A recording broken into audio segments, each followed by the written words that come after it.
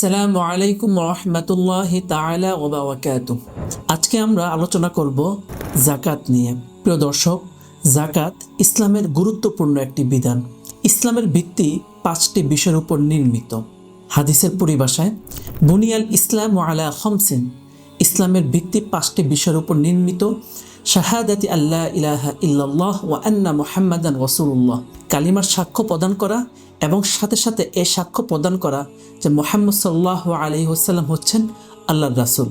দ্বিতীয় হচ্ছে ওয়া ইকামিস সালাহ, সালাত কায়েম করা তথা নামাজ পড়া, মানুষকে নামাজের প্রতি আহ্বান করা। তৃতীয় হচ্ছে ওয়া ইতা ইজ যাকাহ, যাকাত প্রদান করা।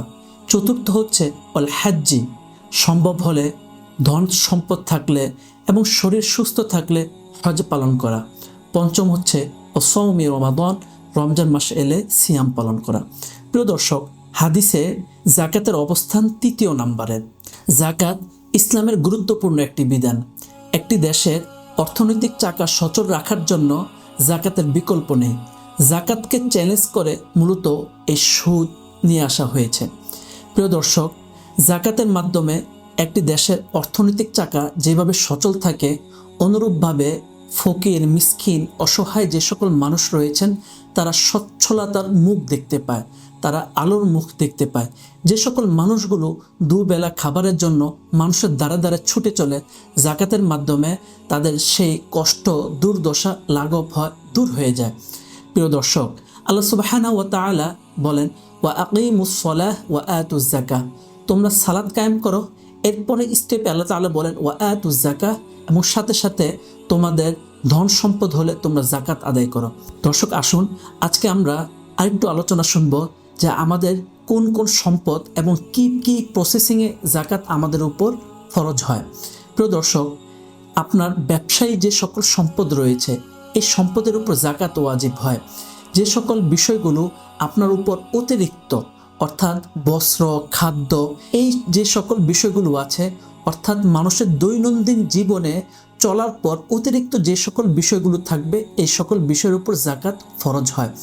স্বর্ণ, অলংকার, এগুলোর উপর যাকাত ফরজ হয়। যদি আপনার কাছে 7.5 ভরি স্বর্ণ থাকে অথবা 52.5 তোলা রূপা থাকে তাহলে আপনার উপর যাকাত ফরজ হবে। প্রিয় দর্শক, আপনার যে সকল সম্পদ রয়েছে এই সম্পদের 2.5% আপনার উপর যাকাত আসবে। তাই আসুন আমরা এই যাকাতের মাধ্যমে আমরা আমাদের দেশের অর্থনৈতিক চাকা সচল রাখি এবং যে গরিব, অসহায়, অসচ্ছল যে সকল মানুষগুলো রয়েছে এই সকল মানুষগুলোকে আমরা যাকাতের মাধ্যমে সচ্ছল করে তুলি। আমরা যদি একটু দেখি যে এই যাকাত ব্যবস্থাকে চ্যালেঞ্জ করে ইহুদিরা সুদটাকে নিয়ে আসছে, অথচ আল্লাহ সুবহানাহু ওয়া তাআলা বলেন ওয়া আহাল্লাল্লাহুল বাই'a ওয়া হারামা রিবা, আল্লাহ তাআলা এই ব্যবসাকে হালাল করেছেন আর সুদকে হারাম করে দিয়েছেন। অন্য আয়াতে বলেন ইয়ামহাকুল্লাহুর রিবা, আল্লাহ তাআলা এই রিবা তথা সুদটাকে নিশ্চিহ্ন করে দিবেন।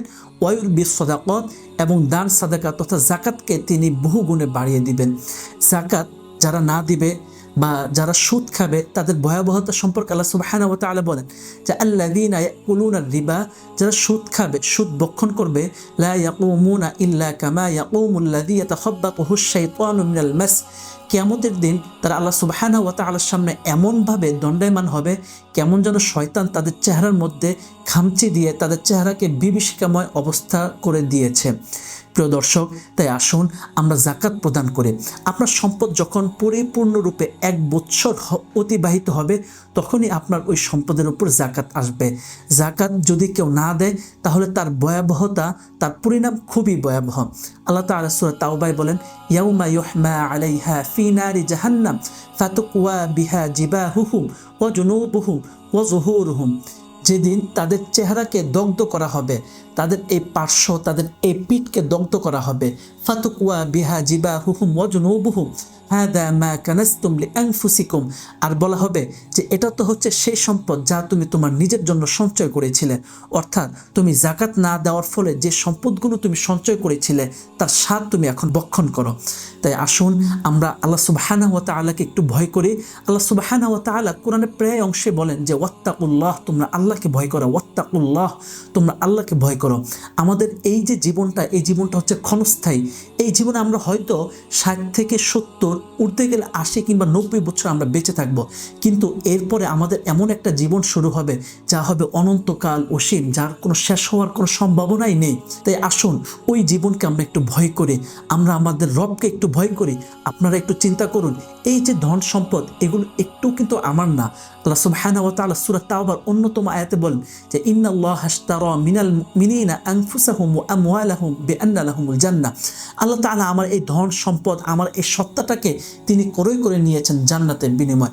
অতএব আমার এই ধন সম্পদ, আমার এই আত্মা, আমার এই জীবন, এই কিছুই আমার না, সব কিছু হচ্ছে আল্লাহ সুবহানাহু ওয়া তাআলা।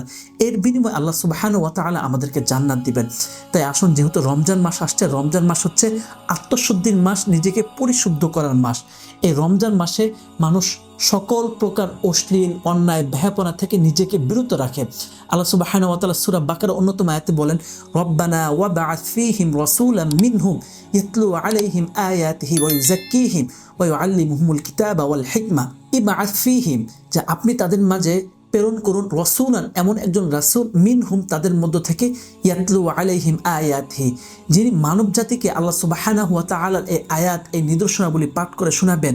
ওয়া ইউআল্লিমুহুমুল কিতাব, এই কোরআন শিক্ষা দিবেন। ওয়া ইউযাক্কিহিম, এবং মানব জাতিকে আত্মশুদ্ধি করবেন, পরিশুদ্ধ করবেন। আমাদের এই অন্তরে মরিচিকা পড়ে গেছে, আমরা আল্লাহ সুবহানাহু ওয়া তাআলার সাথে অবাধ্যতা করছি। তাই আসুন রমজান মাসকে আমরা একটা ইবাদতের মৌসুম হিসেবে নিয়ে আমরা এই রমজান মাসে আমাদের পাপগুলো মোচন করে নিই। আল্লাহ তাআলা অন্য আয়াতে বলেন ওয়ামান আ'রাদা আন যিকরি, যে ব্যক্তি আমার স্মরণ থেকে মুখ ফিরিয়ে নিল, অর্থাৎ আমার যে সকল বিধিবিধান ছিল সেই সকল বিধিবিধান যে ব্যক্তি মানবে না, সেই সকল বিধিবিধানকে যে ব্যক্তি উপেক্ষা করবে, ফাইন্না লাহু মাঈশাতান দনকা, কিয়ামতের ময়দানে আমি তাকে সংকীর্ণ জীবন দিয়ে দিব। ওয়া নাহশুরুহু ইয়াউমাল কিয়ামাতি আ'মা, আর কিয়ামতের দিন আমি তাকে অন্ধ অবস্থায় হাসরের ময়দানে উত্তোলন করব। ক্বালা, ওই ব্যক্তি বলবে রব্বি, হে আমার রব, লিমা হাসাউতানি আ'মা, কেন আপনি আমাকে অন্ধ অবস্থায় উত্তোলন করেছেন।